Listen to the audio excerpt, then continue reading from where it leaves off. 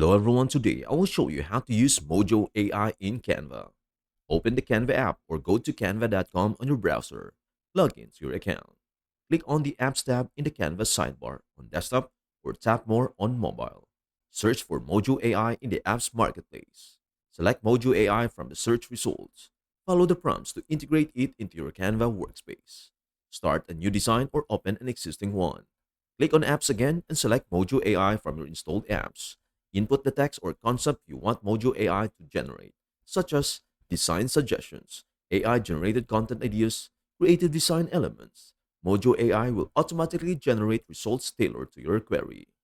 Review the output from Mojo AI and select the elements or content you like. Drag and drop them into your Canva design.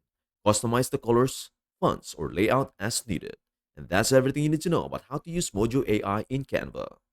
Before we end, may I humbly ask you a favor? Please do like, share, and subscribe to our channel. This means the world to us. Thank you so much for watching. We hope to see you in our next video.